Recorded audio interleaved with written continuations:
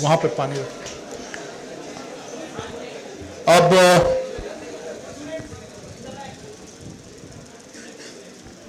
हम लोग की खुशनसीबी है कि हमारे बीच माननीय पद्मश्री डॉक्टर रविंद्र नारायण सिंह सर, बिहार और एशिया फेम के जाने माने चिकित्सा और समाज सेवी के तौर पे भी बहुत बड़ा नाम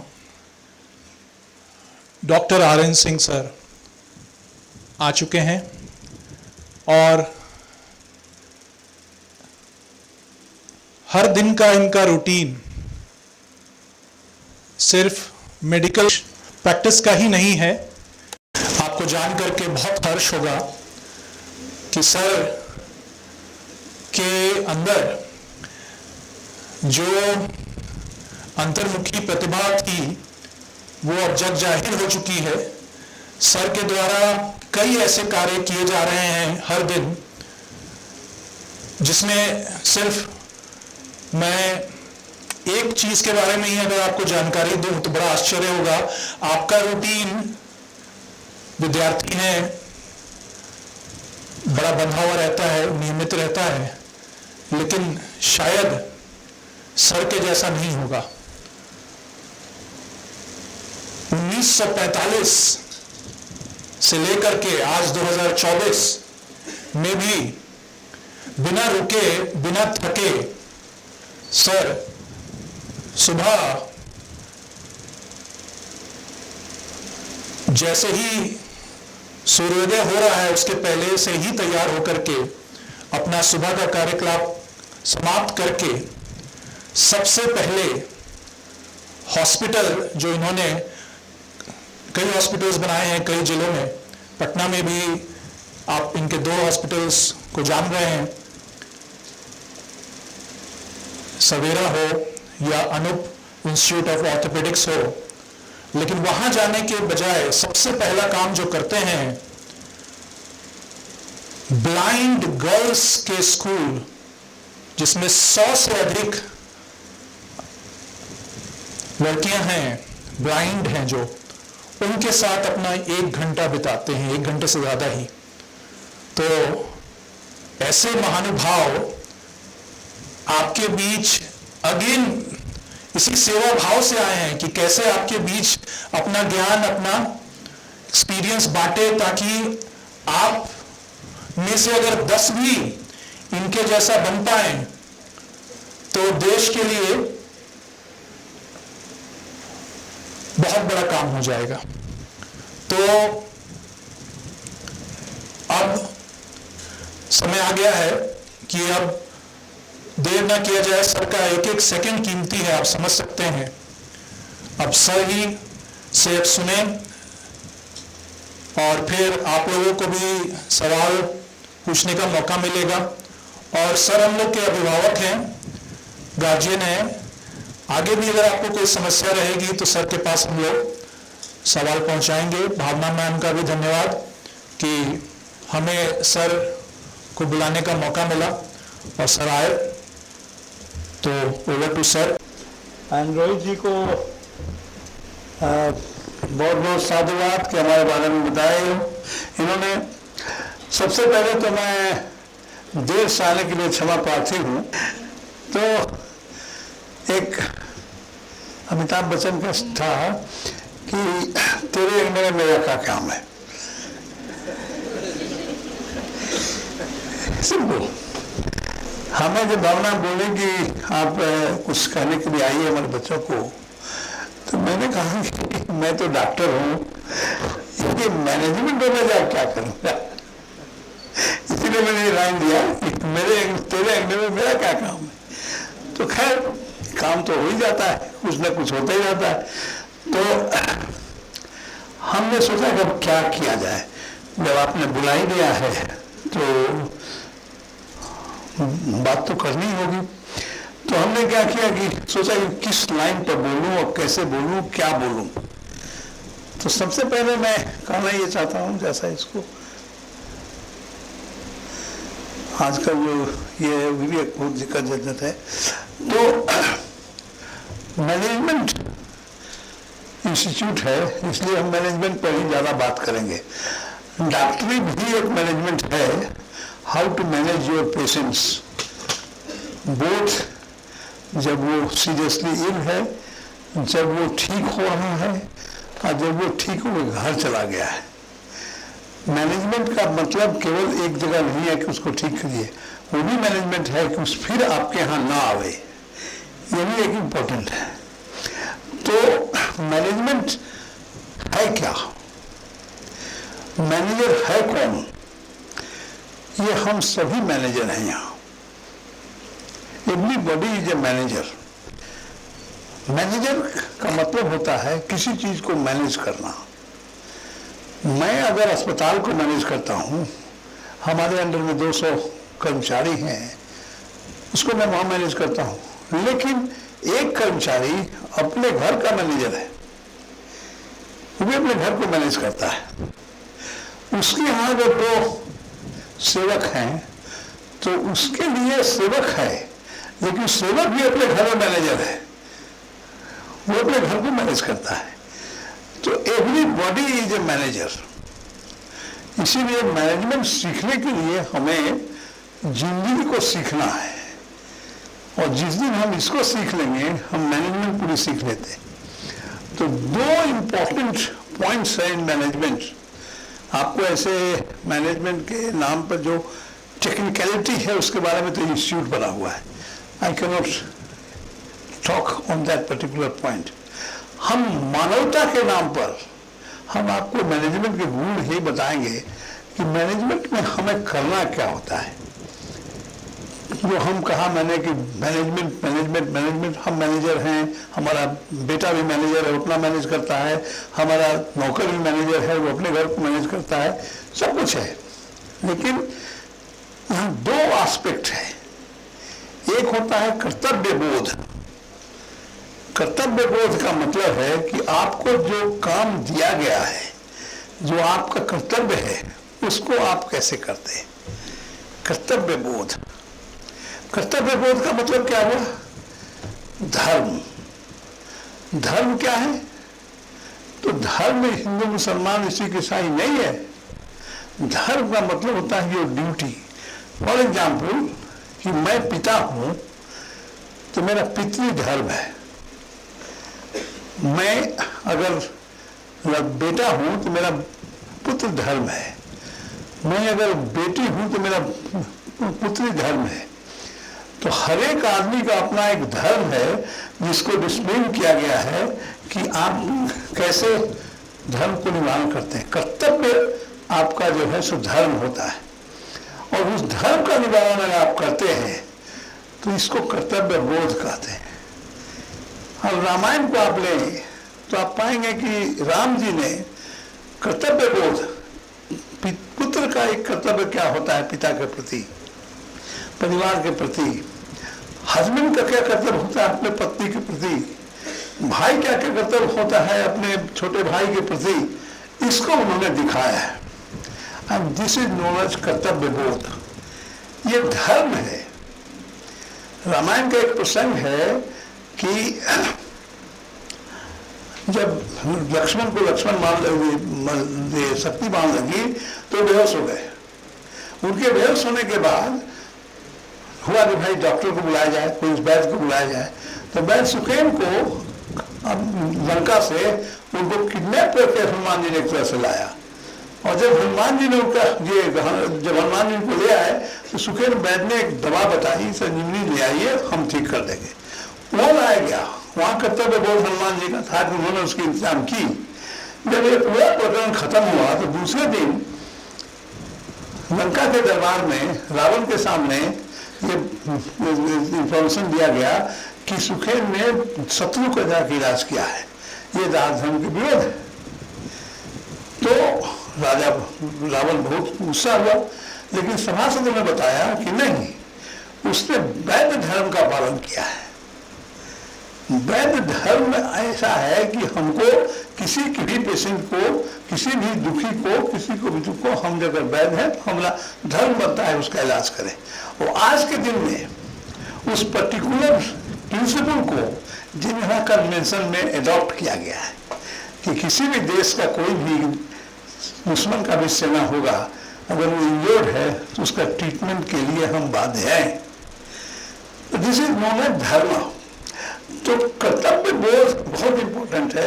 हम चाहे दुश्मन का क्या कहते हैं रोगी हो, चाहे अपना रोगी हो, हमारा कोई भी कितना हो, लेकिन जब हम वैद्य का काम करते हैं, ट्रीटमेंट करते हैं, तो मेरा कर्तव्य बोध है कि हम राइट ट्रीटमेंट राइट टाइम पर करना चाहिए। दिस इज कर्तव्य बोध। तब आता है दूसरा बोध, उसका नाम है अधिकार बोध। अधिकार बोध का मतलब क्या हुआ कि this is my right, I must get this. अब ये जो भावना आती है तो अतिक्रमण होने लगता है।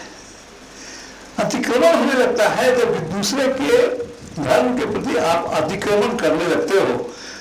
तो हमारे यहाँ दूसरा काव्य है Mahabharat, which actually tells you what is अधिकार बोध। अधिकार बोध से ग्रसित कौरव अपना पतन कर लिया, लेकिन अधिकार बोध से फंसा रहा। पूरी वहां के जितने भी लोग थे उस साइड के, जिसको अधिकार बोध था, चाहे वो शकुनी हो, चाहे वो कर्ण हो, चाहे वो पितामह हो, चाहे जो भी हो, दे वेर कुछ अधिकार बोध।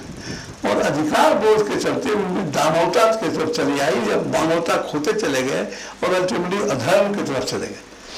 तो धर्म के निवारण अगर कर रहे हैं आप, ड्यूटीफुल अगर आप हैं, तो आपको कर्तव्य बोध रखना चाहिए। और अगर आप समझ रहे हैं कि नहीं साहब हमको अधिकार बोध से ही हम काम कर लेंगे, तो होता है। मैनेजमेंट में हमें अपने कर्तव्य बोध का ज्ञान ज्यादा होना चाहिए, अधिकार बोध का कम।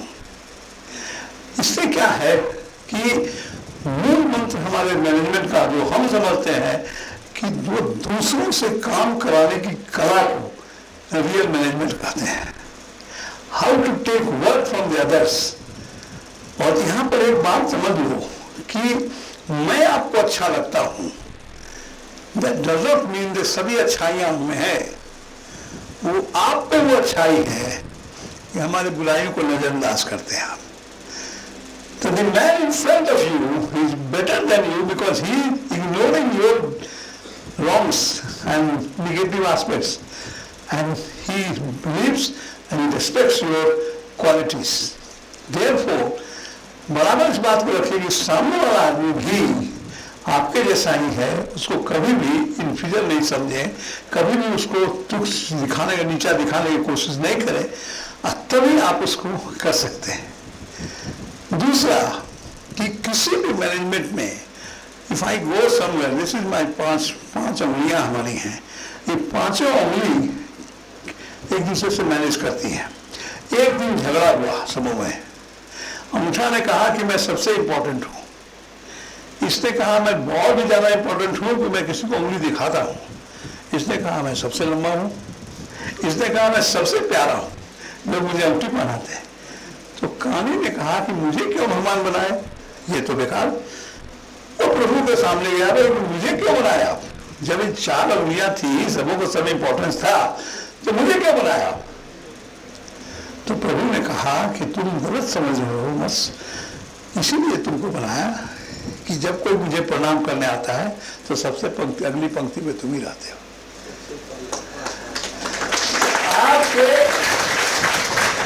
आपके संस्था में जो सबसे छोटा कर्मचारी जिसको आप समझते हैं, he is the most important, because जब हम मुट्ठी किसी को मारते हैं, पंचिंग करते हैं, अंगूठा जो अपने आप को बहुत मजबूत करता है, उसको चोट नहीं लगती है, ये कानी को ही चोट लगती है। करके देखो, तो you will find that this particular finger is the most important. So respect the employees, respect the lowest cadre का जो आदमी है उसको respect करो, and that actually will give you an edge कि साहब कैसे इसको आप कर सकते हैं। तो सबसे इम्पोर्टेंट कि हम इसको पहले समझने की कोशिश करें कि हम कैसे लोगों को हम कैसे लोगों को इम्प्रूव कर सकते हैं। तो आप अपने मैनेजमेंट पे इस बात को बराबर याद रखिए कि हम किसी को छोटा ना समझें और हम किसी तरह से अपने आप को ऐसा नहीं करें कि हम अपने आप को अधिकार बोध में कि आई एम द मैनेजर और हमको सब कुछ करना है। If I said yes this होना चाहिए तो उसको माने, सबकी बात सुनो और जो भी सही लगे उसको करना चाहिए। इसीलिए सबसे पहले एक गुड मैनेजर का सबसे बढ़िया क्वालिटी है धैर्य से सुनने की आदत। You must be good listener, you should not react too quickly. React अगर जल्द करने लगोगे तो एक कहानी सुनाते हैं। एक सेठ जी थे, वो काम कर रहे थे, एक संत आए, उन्होंने कहा कुछ भोजन दे दो बेटा। सेठ जी ने उसको भोजन दे दिया। फिर सेठ जी के मन में आया कि संत है, इनसे पूछ लेते हैं, राजसंत जी ये बताइए कि लोग झगड़ा क्यों करते हैं। तो संत ने कहा कि मैं आपसे भीख मांगना है, इस बात को आपके प्रश्न का जवाब देना है। तो सेठ जी बिगड़ गए, मैंने सोचा आप संत है, नहीं ठीक से बताएंगे, आप तो झगड़ा गुस्सा गए। तो संत ने कहा ये झगड़ा का कारण है, मैंने तुमको थोड़ा तेजी जो को बोला तो तुम और तेजी हो गए। अगर ये नहीं हो तो झगड़ा ही नहीं हो। तो धैर्य से सुनने की आदत ये बहुत इंपॉर्टेंट है। और साथ साथ जल्दी ना निर्णय लें। अगर जल्दी निर्णय लेने की क्षमता नहीं है आप में तो आप अच्छे रहेंगे, लेकिन क्विकली किसी ने कुछ कर दिया उसका तुरंत इमीडिएट डिसीजन ले लिए तो उसका दूरगामी प्रभाव गलत पड़ता है। इसीलिए सुनने की आदत, उसको बढ़िया से एनालाइज करने की आदत और देन किसी निष्कर्ष पर पहुंचने की आदत पहुंचाना एक गुड मैनेजर का सबसे इंपॉर्टेंट चीज है। इसको अगर आप नहीं जानते हैं, नहीं करते हैं, तो आप पाएंगे कि जगह जगह पर आप परेशानी में पड़ सकते हैं। तब रही बात कि हम करें क्या एज ए मैनेजर। कोई भी संस्था में जब आप काम करते हैं, चाहे मैं डॉक्टर हूँ, चाहे आप कोई बिजनेस में किसी भी मैनेजमेंट में जाते हैं, किसी भी जगह जाते हैं, तो 3 इक्का जो आप ताश का पत्ता खेलते हैं, तो आपके पास 3 इक्का जब आता है तो यू आर द ग्रेट। उस पर्टिकुलर गेम को आप जीत जाते हैं। ये 3 इक्का जो है किसी भी मैनेजर के लिए और किसी भी प्रोफेशनल के लिए बहुत इंपॉर्टेंट है। दिस पर्टिकुलर फार्मूला जो मैं बताने जा रहा हूँ आपको, ये सभी प्रोफेशनल्स के लिए है, चाहे दुकानदार हो, चाहे कोई डॉक्टर हो, चाहे कोई भी कंपनी में आप काम कर रहे हैं। तो 3 इक्का बहुत इंपॉर्टेंट है। The very first is the availability. अगर आपने दुकान खोल के रखा है, 9 बजे दुकान खुलती है, दवा की दुकान है आपकी, अगर किसी को 8 बजे पेट में दर्द होता है, थोड़ा उपचार करता है, वो जानता है कि 9 बजे दुकान खुलेगा, he will wait for you. 9 बजे दुकान खुला, दवाई खरीदेगा। लेकिन अगर आपको पता है उसको कि 9 बजे खुलेगा क्या नहीं खुलेगा क्या होगा, तो 8 ही बजे दूसरी जगह चला जाएगा जहाँ उसको दवा का दुकान मिल जाएगा। डॉक्टर के साथ भी वही है, किसी भी दुकान के साथ यही है। हमको मान लीजिए कि हार्डवेयर का ही कुछ खरीदना है तो हम वेट कर जाएंगे, कल 9 बजे तो खुल ही जाता है, हम काम कर लेंगे। लेकिन नहीं है तो सुबह 6 बजे से दूसरी जगह जाने का प्रोग्राम बनाना शुरू करेगा। तो अवेलेबिलिटी इज मोस्ट इम्पॉर्टेंट। चाहे आप किसी ऑफिस में काम करते हो, चाहे कहीं पर भी हो, if you are available, people will get the work done by you or you will be able to get work done by others. इसीलिए पहला है अवेलेबिलिटी। जो भी निर्धारित समय है उस निर्धारित समय पर आपको वहाँ रहना सबसे पहली महत्ता है, and that is first A.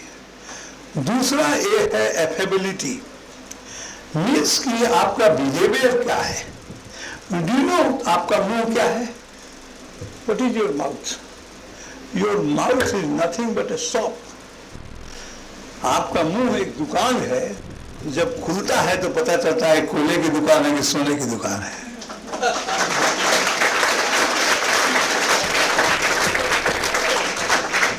This is very important to realize that आपका मुंह, आपका बिहेवियर आपके पूरे व्यक्तित्व को दर्शाता है।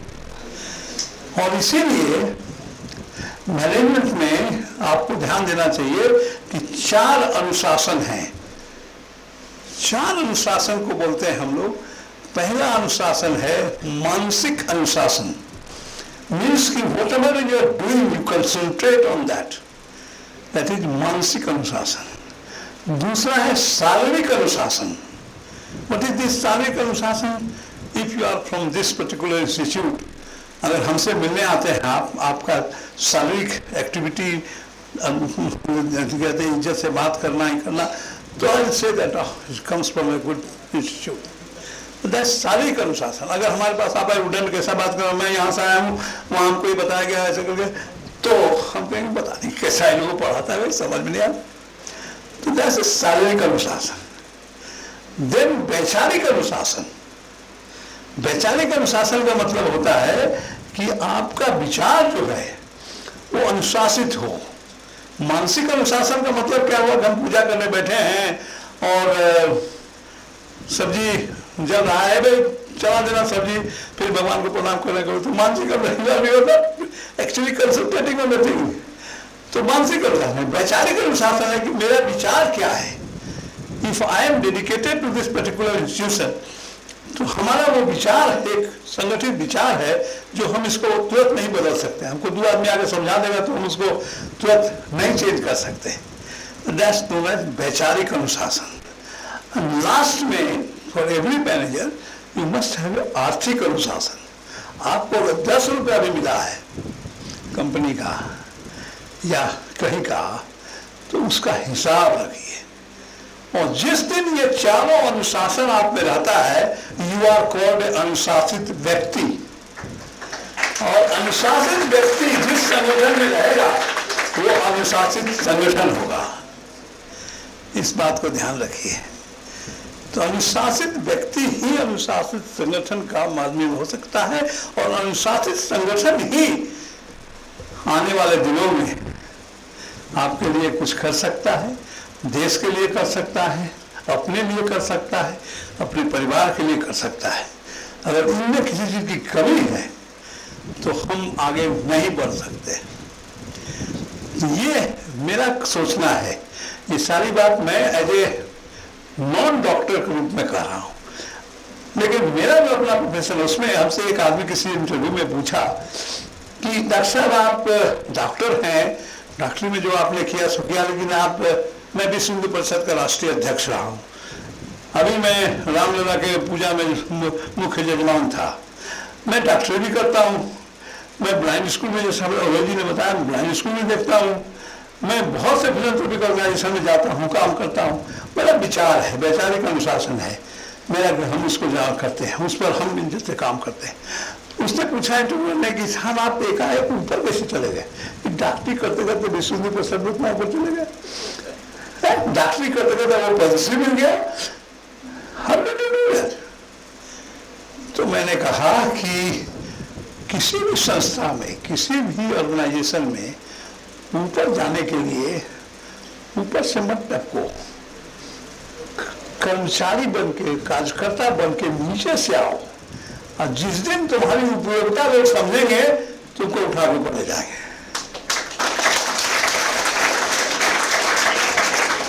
तो इस बात को ध्यान रखना है कि हमारी उपयोगिता अगर होगी तो कोई भी एस्टेब्लिशमेंट हमको हटाना नहीं चाहेगा, कोई भी इंस्टीट्यूशन हमसे ज्यादा काम लेने की अपेक्षा करेगा। और लास्ट मेरा होगा कहना आपको कि किसी ने मुझसे पूछा कि आप इस तरह का जो सोशल काम करते हैं, गरीबों को इलाज करते हैं, हम आर्टिफिशियल लिम्स में देता हूँ फ्री ऑफ कॉस्ट। 2008 से अभी तक मैं करीब 35,000 फ्री आर्टिफिशियल लिम्स लोगों को दिया हूँ। तो क्यों? मुझसे पूछा जाता है कहाँ से? मैं पैसे का इंतजाम करता हूँ, बहुत लोग TCI फाउंडेशन है उससे, और एक हनुमान संस्था है कलकत्ता का, उससे सबसे लेकर काम करता हूँ। पटना में नालंदा मेडिकल कॉलेज के सामने आप लोग का जो जागृष्ण रोड है, उसी के नालंदा मेडिकल कॉलेज के सामने, उसी के सामने एक TCI आर्टिफिशियल लिम्ब सेंटर है, वो मैं ही चलाता हूँ। तो लोगों ने कहा भाई क्यों करते हैं आप? मैं एक बात कहता हूँ मानवता के लिए कि एक घर में एक बाप को 4 बेटा है, उसमें से 3 बेटा बहुत अच्छा है, डॉक्टर इंजीनियर कुछ बन सकता है ना मेरिट है उसको, लेकिन एक बच्चा मानसिक रूप से विकलांग है या शारीरिक रूप से अपंग है। उस पिता के लिए, उस माता के लिए वो एक बहुत बड़ी चिंता का विषय होता है कि मेरे बाद क्या होगा, मेरे बाद क्या होगा। तो क्या होता है, वो जब देखता है कि उसका दूसरा बेटा और उसकी बहू अपने छोटे भाई पर ज़्यादा ध्यान दे रहा है, उसका छोटा सेकंड बेटा अपने बहू के साथ अपने दूसरे भाई के बड़ा लगाव रखता है, तो उसको लगता है कि मेरा उत्तराधिकारी यही होगा, ये हमारे बेटा को देखेगा।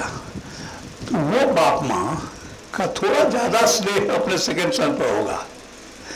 इसीलिए इस दुनिया में हम सभी प्रभु के बनाए हुए संतान हैं। हमारा एक भाई अगर किसी रूप से विकलांग है, अगर मैं उस पर ध्यान देता हूँ तो मैं ये उम्मीद करता हूँ कि तुलसीदास जी ने कहा है कि क्या कहते हैं, स्वाल छलाग करी सब प्रीति, सुंदर मुनि सबकी हरीति। मैं उसी प्रिंसिपल पर काम करता हूँ कि प्रभु शायद हम पर थोड़ा ज़्यादा स्नेह रखेंगे, इसीलिए मैं विकलांगों की सेवा करता हूँ। ये प्रिंसिपल अगर रखोगे, मानवता की सेवा का अगर आप भाव रखोगे, तो मैं कहता हूँ आपका अपना भाग्य के साथ प्रभु भी आपको अपने तरफ से मदद करेंगे। और इसीलिए किसी भी संस्था में, किसी भी ऑर्गेनाइजेशन और किसी भी परिस्थिति में धैर्य से सुनना, तुरंत रिएक्ट नहीं करना, मानवता के बारे में बराबर सोचना। अगर आप इसमें से कोई रोटरी में काम करते होंगे तो आप पाते होंगे, जैसे हमारे यहाँ संस्कृत में बहुत श्लोक हैं जिसमें कर्म सर्वे भयंतु निर्भया होना चाहिए। ठीक उसी तरह से रोटरी में कहता है कि is it truth, is it beneficial for all. ये क्यों, हम क्यों सोचते हैं काम? तो मानवता के लिए जब भी कोई काम करो तो ये देखो कि आपके उस कर्म से दूसरे को कोई तकलीफ तो नहीं हो रहा है, किसी को कष्ट दे करके आप कुछ प्राप्त तो नहीं कर रहे हो। जिस दिन आप में ये भावना आ जाएगी, आप दुनिया में एक अच्छे इंसान के रूप में जाने जाओगे। और प्रभु ने चाहा तो हमारे जैसा पद्मश्री भी आपको मिलेगा, हमारे जैसा लोग भी आपको बुलाएंगे भाषण देने के लिए। इन्हीं शब्दों के साथ मैं बहुत बहुत धन्यवाद आप लोग देता हूँ। आपने बहुत अच्छी तरह समय सुना और यही बहुत बहुत धन्यवाद। बहुत बहुत धन्यवाद सर। इतने कम समय में सबसे अच्छी चीज ये रही कि कहानियों के माध्यम से जो बात रखी आपने। मैं एक कहानी भी लिखता हूँ, छोटी छोटी कहानियों का मेरा संग्रह है, मंथन। हाँ मंथन जी। मेरा छोटी छोटी कहानियाँ हैं जो आपको बहुत तरह की, जो 4 लाइन की कहानी आपको बताता है। मैं उसको कैसे लिखता हूँ, एक छोटी सी कहानी सुना देते हैं कि एक बार मैं गाड़ी से जा रहा था, सामने मेरी गाड़ी थी, मर्सिडीज गाड़ी बहुत तेज चल रही थी, लेकिन बगल से एक मोटरसाइकिल बड़ी जोर से निकला। मेरा ड्राइवर कितना तेज जा रहा। थोड़ी देर के बाद गाड़ी स्लो हुई, पता चला कि वो कोई एक्सीडेंट हुआ है। ट्रक के पीछे बहुत ही लिखा रहता है, उसमें लिखा था जो जल्दी में थे वो चले गए।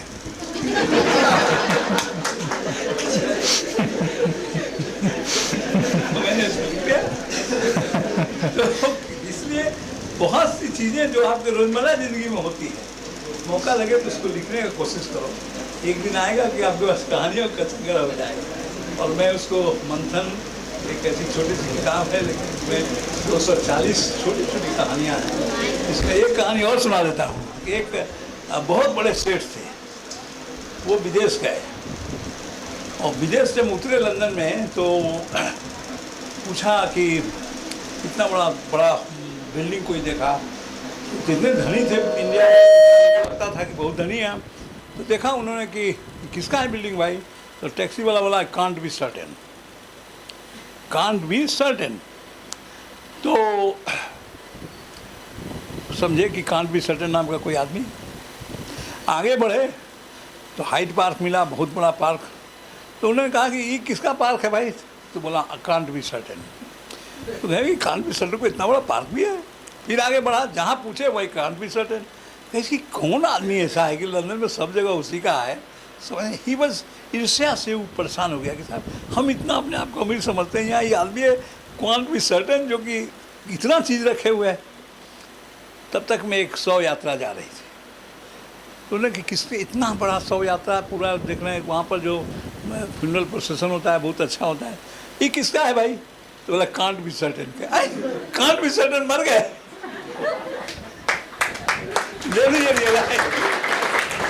दुनिया में कुछ नहीं है। तो आप कभी भी अपने आप को ऐसा मत समझो कि हम सब कुछ हैं, बहुत दूर दुनिया में है, तो आपको देखना सुनना है। धन्यवाद। बहुत बहुत धन्यवाद सर फिर से। और सर इतने अनौपचारिक तरीके से आप लोग के साथ घुल मिल करके इतनी सारी चीज़ें सिखा दिए, लेकिन मैनेजमेंट संस्थान है, थोड़ी औपचारिकता हमें भी निभानी चाहिए कि सर आए हैं, इतने समय हम लोग के साथ दिया है। तो हम लोग रिक्वेस्ट करना चाहेंगे कुछ स्टूडेंट्स को, राजश्री बीबीए से हैं शायद, अमन पीजीडीएम से हैं, उत्कर्ष बीबीए से हैं, आप तीनों आए और सर को सम्मान।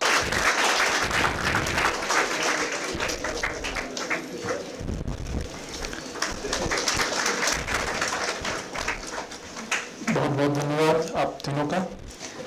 और अब हम लोग रिक्वेस्ट करना चाहते, आपके मन में जो सवाल हैं, आप माइक है, आप लोग पूछ सकते हैं। उसके बाद फिर हम लोग थोड़ी देर में सभा का समापन भी करेंगे। जो भी कुछ सवाल पूछना चाहते हैं एक एक करके। Hello. Good afternoon, sir. My name is Utkarsh Bhushan. A BBA second semester student. I would like to ask you, how do you manage time? How do you manage to find time to manage the vast medical empire that you have built? Since all of us has a limited 24-hour time in our daily life, how do you manage your professional life and private life effectively? Yes, that's a very good question. And somebody asked me, who is your boss? Somebody asked me, who is your boss? I simply said, my watch. And if you have got your watch right, and if you keep watching your watch, then time management is very easy. For example, today I had to come here. There are 60 patients to be seen today by me. I came at 10 o'clock, and what I do, that suppose blind school today, I skipped blind school. I didn't go there, and I came to nursing home first, and I saw 40 patients before I came here. And then another 20 patients are going to be seen now. Now you tell them that Dr. Singh is going for some other work, and 2 बजे से देखेंगे. अब ये 2 बजने जा रहा है, मैं 2 बजे से देखूंगा. तो किसी को इरिटेशन नहीं हो, किसी को परेशानी नहीं हो, अगर उसको आप समय बता दो और अपने आप को समय पर रखने की कोशिश करो, जो मैंने पहला कहा एक्का, फर्स्ट एक्का वही था, तो कभी किसी को परेशानी नहीं होगी. So my boss is my watch, and that gives me the way how to manage my time.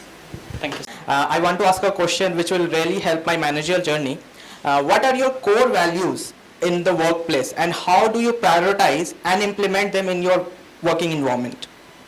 You see, working environment means everybody is a co-worker. Yes. You should not consider yourself boss. Make yourself, yes, that's depending. For example, हमारे medical में field में जब कहीं heart attack, मतलब किसी patient का अगर cardiac arrest होता है, तो एक बना हुआ है dictum that every doctor in the vicinity will run. मतलब जैसे हम लोग यहाँ किसी भी अस्पताल में, अच्छे अस्पताल में, जैसे कार्डियक अरेस्ट का अगर कोड ब्लू बोलते हैं, कोड ब्लू होगा तो जितने डॉक्टर हैं they have to reach there. But वहाँ पर एक प्रिंसिपल है कि सभी जाके बंदर का खेल कर देंगे. तो वहाँ क्या है कि जो सीनियर मोस्ट है, he becomes the leader, and he then ask everybody to do the job, because then confusion नहीं होता है. तुम ये करो, तुम ये करो, तुम ये करो, हम कार्डियक मसाज कर रहे हैं, कुछ कर रहे हैं, तो एक होता है. उसी तरह से इन एनी ऑपरेशन और any work place you should consider yourself to be one of the co-workers. Yes. And only at particular situation जहाँ की लगे कि हमको लीड करना है, स्टॉप करना है, कुछ करना है, तो वहाँ अपने आप को बॉस बनाओ. Yes, so never consider yourself boss, and if you are having good relationship with your lowermost employee, वो एक वार्ड बॉय भी है, उसको बुलाइए कि साहब जल्दी से गैस सिलेंडर ले आओ, ऑक्सीजन सिलेंडर ले आओ, चिल्लाइए मत उस पर, उसको आभास कराइए कि नेसेसरी है तो जल्दी लाएगा वो, इसीलिए यही इम्पोर्टेंट है। Good afternoon, sir. My name is Rashmi from BBA second semester. So my question is, how do you feel as a proud father, a son, and have a son who an orthopedic expert and robotic surgery in Patna? The whole question is being answered like this, that he is my son, therefore he is orthopedic surgeon. ऐसी बात नहीं है। कोई भी बाप अपने बेटा को कुछ बनाना चाहता है तो भगवान की कृपा होती है। मुझे लड़का हो ये मेरे हाथ में नहीं है, लड़का हुआ तो डॉक्टर हो भी मेरे हाथ में नहीं है, डॉक्टर हो तो फिर ऑर्थोपेडिक सर्जन हो मेरे हाथ में नहीं हो, और ऑर्थोपेडिक सर्जन हो तो फिर बहुत बड़ा ऑर्थोपेडिक सर्जन हो जाए भी मेरे हाथ में नहीं है, सब भगवान के हाथ में है। इसलिए सबसे पहले तो प्रभु का कृपा है, ऐसा हुआ। लेकिन मेरा जो आशीष सिंह है इज डूइंग रोबोटिक सर्जरी, उसका मेन प्रिंसिपल यही है कि Ashish was studying in UK for in fact he was doing MCH and everything. तो I visit normally UK because I have been also a part of my training has been in UK. So what happened that I went once to UK and I found that Ashish is doing very well, and he is working in the navigation unit of Edinburgh Royal College. I told him that if you come to Patna, I promise that I will provide you the same platform. एक तरह से कहो कि मैंने उसको bribe किया। Yes, And sir. I got him here. And यहाँ पर मैंने उसको अभी करीब 12-13 करोड़ की मशीन होती है रोबोटिक जो है, उसको मैंने भारत के इंडिया के फ्यू सेंटर्स के मुताबिक पटना में उसको मैंने रखा। And I am lucky that he is doing well with that, and particularly पूरा इंस्टीट्यूशन उसके पीछे हम सभी जो 2 अस्पताल मेरा चल रहा है, सवेरा कैंसर इंस्टीट्यूट है, उसमें हमारे सन इन लॉ, हमारी बेटी सब लोग काम करते हैं। तो we have got a family of doctors, and therefore everything is being done with the grace of God, and hopefully things will go on like that. Thank you. Of India. My question is that what was your experience like when you received the Padma Shri in medicine? That's very good. Yeah. जब किसी को कोई prize मिलता है तो मैं एक बात कहता हूँ, 2 ही तरह का आदमी है जो अपनी प्रशंसा से नहीं खुश होता है, या अपने तो कोई प्राइज मिले कुछ मिले तो खुश नहीं होता है। एक जो मानसिक रूप से विक्षिप्त हो, और दूसरा जो बहुत बड़ा हुआ महात्मा हो, पहुंचा हुआ, जिसको दुनियादारी से मतलब नहीं। मैं ये दोनों में से कोई नहीं हूँ, इसलिए मुझे बहुत अच्छा लगा जब मुझे पद्मश्री मिला। बहुत सा सामाजिक काम, ओनली नॉट मेडिसिन, बट साथ साथ बहुत सा काम, हमारा काम का अगर आप वर्णन सुनोगे तो आपको लगेगा इनका क्वेश्चन था कि हाउ डू मैनेज टाइम, तो वो दिक्कत है। जैसे कि मैं पटना के मोस्ट ऑफ दी जैसे मेंबर्स हूँ, पटना क्लब का, पटना गोल्फ क्लब का, माकीबू क्लब का, पटना क्लब का मैं ये क्या कहते हैं उसका प्रेसिडेंट आज 6-7 साल से हूँ। जो भी है, जहाँ भी जाता हूँ लोग रखते हैं। मैं एम्स पटना का एथिकल कमेटी का चेयरमैन हूँ। मैं rotary club of Patna mid town, ये रोटरी मूवमेंट में भी बहुत आगे बढ़ा हूँ, डिस्ट्रिक्ट चेयरमैन इस रहा हूँ, डिस्ट्रिक्ट गवर्नर रहा हूँ, सब है। उसी तरह से मैं आर्टिफिशियल लिम्ब सेंटर चलाता हूँ। राजेंद्र नगर में रोड नंबर 2 में एक अनाथालय है, मैं वहाँ अनाथालय को चलाता हूँ। मेरे पास 17 बच्चियाँ थी, इसमें से सबों की मैंने शादी कर दी। 4 बच्ची है, एक बच्ची का भी डेथ हो गया, जो आप देखे होंगे कि साइकिल से बस से लग गया था धक्का। तो ये बच्ची कुछ ही नहीं 6-7 महीने पहले एक बच्ची हमारी, उसका डेथ हो गया। उस स्कूल टीचर थी वो, +2 की। तो इस तरह से हम लोग अनाथालय चलाते हैं, फिर ब्लाइंड स्कूल चलाते हैं, इसमें कुछ सेवा संघ चलाते हैं। हमारे घर पर 40 बच्चों को, जो स्कूल की जो दाई और रिक्शा वाले का बच्चा लोग होता है, उन लोगों को बच्चों को स्कूल जाने की प्रेरणा देने के लिए हम 4 से 6 बजे तक अपनी बेटी के नाम से पुष्पांजलि केंद्र चलाते हैं, जो उस बच्चों को स्कूल जाने के लिए प्रेरित करता है। हम उन लोगों को जाते वक्त मिठाई देते हैं, चाहे बिस्किट देते हैं। बच्चे आते हैं, उनका पढ़ने पर पाठन सामान सबका इंतजाम करते हैं। ऐसी ऐसी बहुत सी फिलैंथ्रोपिक ऑर्गेनाइजेशन है जहाँ मैं काम करता हूँ। सबका क्यूमुलेटिव इफेक्ट विथ अपने प्रोफेशन में अगर ऑनेस्टी से काम करके आगे बढ़ने का जो भगवान ने मुझे मौका दिया, इस सबों का क्यूमुलेटिव इफेक्ट मुझे पद्मश्री में मिला। आप देश के युवाओं को क्या आप संदेश देना चाहते हैं या चाहेंगे?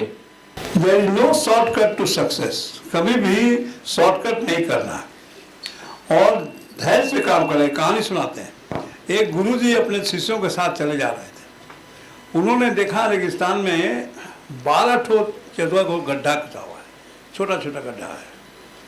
तो शिष्य ने पूछा कि गुरुजी ये क्या हो सकता है? तो गुरुजी ने कहा कोई पानी खोज रहा था। वो आगे बढ़ गए। उन्होंने पीछे घूम के उस शिष्य से कहा इसका मतलब क्या हुआ, कुछ लेसन मिला? तो कहा लेसन तो नहीं मिला। कहीं देखो 12 जगह उसने खोजा, एक जगह थोड़ा खोला पानी नहीं मिला, दूसरी जगह खोजा नहीं पानी मिला, नहीं मिला नहीं मिला, 12 जगह खोल के थक के चला गया। अगर एक ही जगह इतना मेहनत कर लेता तो पानी मिल जाता उसको। लेसन इज धैर्य से काम करो। अगर सही रास्ते पर होगे तो सही रिजल्ट मिलेगा। ये इम्पोर्टेंट चीज़ है और कभी भी उत्तेजित होकर के हड़बड़ा करके नहीं करना है काम। That how do you reset your mindset to complete your daily task during a challenging day? Challenging day. So why today is known as present? Do you know why? रात में मैं सोया था। मैं रात में सोया था, मुझे मालूम नहीं मैं सुबह उठूंगा कि नहीं, क्योंकि बहुत आदमी सोए रह जाते हैं। जब मैं उठा तो भगवान ने मुझे आज का दिन दिया एंजॉय करने के लिए, और वो आज का दिन भगवान ने मुझे प्रेजेंट के रूप में दिया। वे इसी को इसको लोग प्रेजेंट कहते हैं। तो भगवान का दिया हुआ जो प्रेजेंट आज का दिन है, उसको एंजॉय करने के लिए कभी भी उसको चैलेंजिंग मत मानो। Enjoy the day as a challenge of the day. और 2 चीज से बच के रहो, बीते हुए कल का अफसोस और आने वाली कल की चिंता। Live in present. Thank you sir. Live today and that is what is life. Question answers अभी हम लोग रोक रहे हैं। सर का समय बहुत कीमती है, जैसा आपने सुना सर को 2 बजे जाना भी है। अब हम लोग भावना मैम को रिक्वेस्ट करेंगे कि कुछ स्टूडेंट्स जिनको सर्टिफिकेट्स देने थे, उनके बहुत अच्छे active participation in personality development and soft skills classes, तो स्टूडेंट कितना एक एक करके जाएं सो दैट आप ले पाए।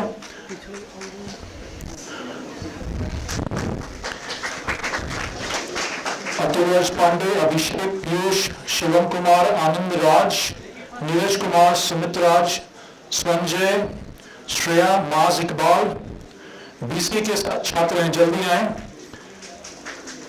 विश्वास आनंद, श्रेया राजश्री, अनिकेश सिंह, जल्दी जल्दी आते जाइए। अनिकेश सिंह, अनुप्रिया कुमार, एहतसाम एहसन, उत्कर्ष भूषण, राजश्री, आदित्य राज, देविका ओझा, जागृति कुमारी, रम्या कुमारी, अर्पणा, आलोक, आयुष अर्पित, अंशु कुमारी, रोहित राज।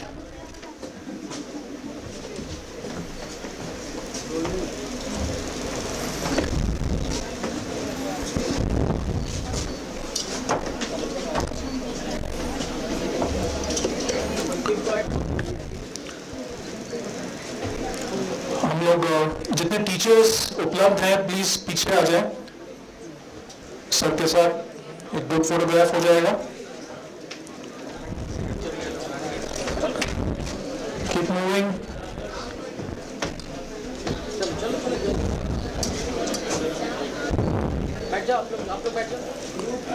नहीं, कोई ग्रुप फोटो स्टूडेंट्स का नहीं, टीचर्स का हो रहा है।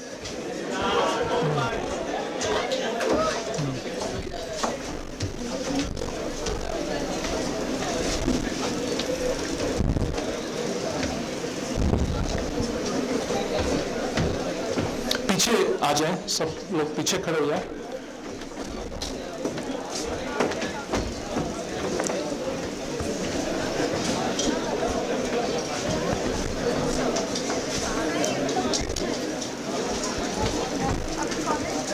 और हम लोग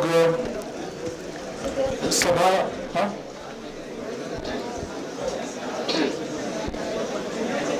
अब हम लोग सभा समाप्ति की ओर बढ़ रहे हैं, तो हम लोग नायक सर और गणेश सर से रिक्वेस्ट करेंगे कि सर को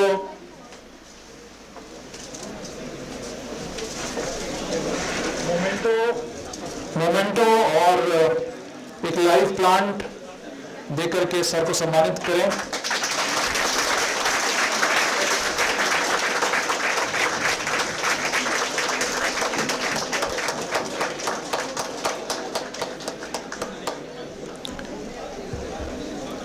अब हम लोग सर के जाने का इंतजार, पहले सर जाएंगे, उसके बाद फिर आप लोग सभागार से निकले। अच्छा, कुछ नहीं, कलम और मोबाइल।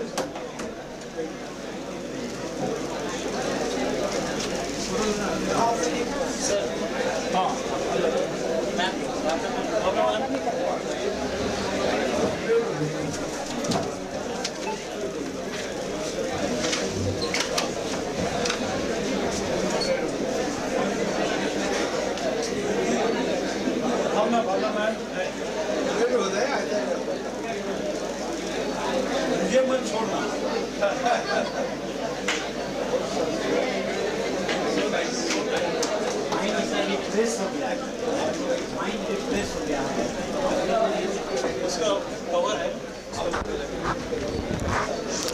Good afternoon, guys.